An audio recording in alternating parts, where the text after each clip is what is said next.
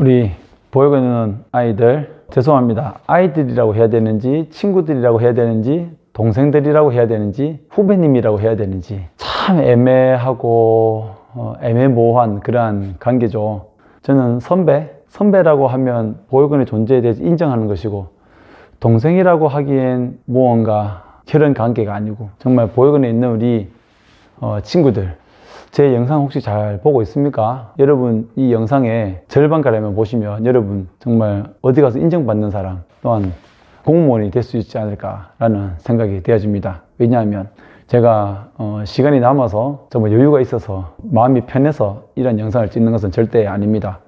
이러한 여러분이 보육원에 있지만 저는 여러분들보다 정말 많은 보육원에 들어가는, 실질적으로 들어가는 아이들의 힘듦, 다른 보육원에, 그리고 어떤 부모님들께서 이 아이의 학대를 하고 이 아이가 가출을 해서 보육원에 들어가는 많은 사례들을 보고 있습니다. 그렇다면 많은 유형의 아이들에게 공통적으로 생각하고 기억하고 익히고 배워야 할 것들은 무엇이냐, 인정해야 될 것들은 무엇이냐, 그것들을 제가 여러분에게 말하고 있는 것이죠. 여러분 이 영상을 꼭 많이 봐주세요. 누구는 어른들이 저에게 여러분에게 도움이 되지 않을 것이다, 이 영상을 보는 것에 대해서 반대하는 분들도 있겠지만, 여러분 제가 고아 당사자로서 그 여러분의 길을 먼저 간 사람으로서 여러분 보육원에 대해서, 보육원 존재에 대해서, 또 여러분에 대해서 많이 고민해 본 결과 우리가 끊임없이 제 자신에 대해서 고민을 해야 됩니다. 제 자신에 대해서 공부를 해야 되고 이 사회에 대해서 공부를 해야 합니다. 왜 보육사님들은 저렇게 지도를 할까? 저렇게 지도할 수밖에 없을까? 왜 원장님은 왜 보육원을 만들었을까? 그리고 우리 부모님은 왜 나를 버렸고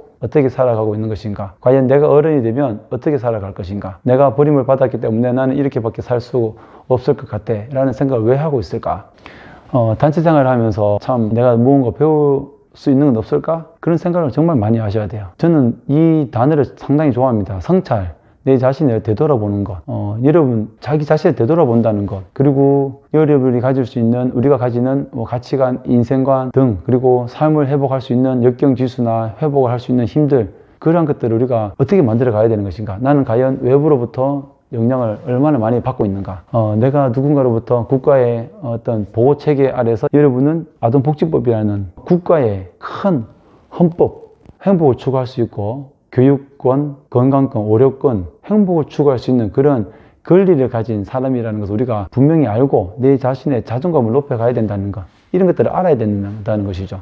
여러분 그러니까 제 영상을 많이 봐주세요. 왜냐하면 여러분이 보육원에서 있는 것만으로 여러분의 인생은 끝나는 것이 아닙니다. 대학을 가고 결혼했을 경우에 내가 보육원에 있었기 때문에 명절을 어떻게 보내야 되고, 그 다음 내가 아빠로서, 엄마로서, 그리고 회사에 들어가게 되면 내가 또 어떻게 보육원에서 살았다는 것을 어떻게 공개해야 되는 것인지, 공개하지 않는다면 내가 어떻게 그 상황들을 이겨내고 모면하고 피해가고, 또한 어떤 한편으로서는 보육원 살았다는 것은 그 어떤 꼬리표, 보육원에 살았다는 그 꼬리표가 나에게 나쁘게 다가오지 않도록, 보육원에 살았다는 것이 오히려 나에게 큰 자랑이 될 수 있는 방법은 무엇이 있을까? 보육원에 있을 때에도 생각을 하셔야 되고, 또 졸업을 하고도 계속 끊임없이 생각을 하셔야 합니다. 어쨌든 주어진 환경, 내가 혼자라는 그 상황, 나는 너무 힘들어 라고 그것을 좌절할 수 있지만, 제 영상을 한 번 더 보시고 어떻게 도움을 요청을 해야 되는 것인지, 왜 도움을 받아야 되는 것인지, 나는 도움을 받는 것이 부끄러운 것이 아니다라는 것, 그 모든 것들이 지금 200개 가량의 영상에 들어가 있습니다. 여러분 저는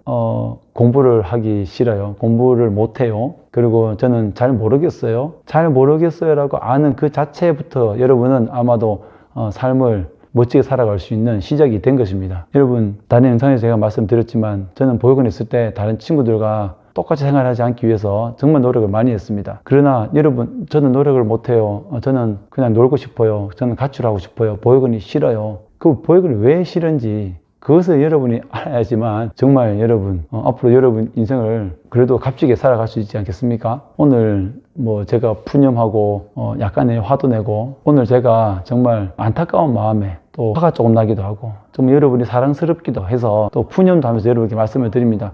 충분히 여러분들이 할 수 있기 때문에 제가 여러분에게 이게 푸시를 하는 거죠. 다른 말로 동기부여를 하고 있는 것입니다. 여러분들의 어떤 그 보육원 출신 선배가 아니겠습니까? 여러분이 나 저런 선배 싫어, 당신이 뭔데? 라고 얘기할 수 있겠지만, 그렇지만 우리가 이 보육원에 들어오는 동생들이나 또 동생들을 생각하지 않고 먼저 여러분이 사회에 나와서 잘 적응하기 위해서는 이러한 사회의 불평등한 사회에 여러분에 대한 어떤 차별적인 그러한 마음들, 여러분에게 꼭 해주고 싶은 말은 정말 여러분이 보육원에 있으면서 지금 여러분의 그 어떤 인권을 존중하고 여러분 의견을 존중하는 그런 문화이지만, 정말 보육원 밖을 벗어나서 여러분이 어떠한 부당한 대우를 받았을 때, 어떠한 차별적인 그러한 어떤 모욕감을 느꼈을 때, 여러분 내가 당연히 차별적 모욕감을 받아야 돼, 화가 난다, 화가 나면 그것에 대해서 대응을 해야 되겠죠. 지혜롭게. 그러려면 이제 누군가의 멘토가 있어야 되고, 또 그 멘토에게 도움을 받지 못한다면 여러분이 왜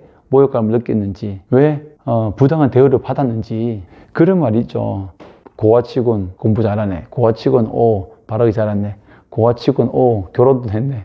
치곤, 그 치곤이라는 말은 그 차별성의 발언이거든요. 그걸 여러분 몰랐잖아요. 그래서 보육원 출신 치곤 교사가 되었네, 보육원 출신 치곤 잘 성장했네, 이런 차별적인 발언을 하는 데서 치곤이라 그런 말을 쓰면 안 돼 라고 할 수 있어야 합니다. 예전에 제가 여러분 이 고아 단체 시작할 때 지금도 사용하긴 하지만, 오죽하면 자살을 했을까, 오죽하면 저렇게 힘들게 살아갈까, 오죽하면 은둔형 외톨이로 살아갈까, 오죽하면 공부를 하지 않을까, 오죽하면 가출을 할까 라는 말을 잘 사용했습니다.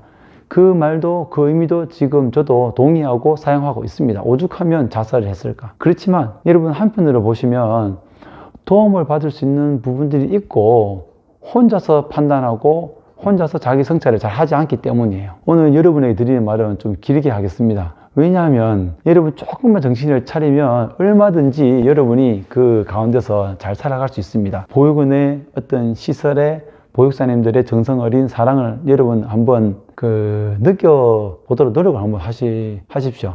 왜 그분들이 항상 훈계하고 이렇게 여러분의 혼을 내겠습니까? 여러분 충분히 가출할 수 있습니다. 그냥 가출하고 돌아왔을 때에 다시 관계를 형성하는 거 힘들죠. 어떻게 관계를 형성하는 거. 그러면 제 영상을 보십시오. 저도 여러분에게 말을 합니다.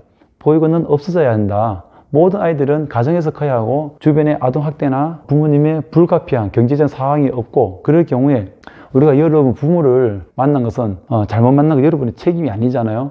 그런데 보육원에 들어가면 그 사회적인 구조에 의해서 내가 나쁜 놈이야, 내가 할 수 없어, 그렇게 막연자신한 그런 모습들이 그것도 구조적인 문제라는 것을 여러분이 잘 알고, 여러분의 어떤 정체성을 잘 발견해 나가야 합니다. 고아 정체성.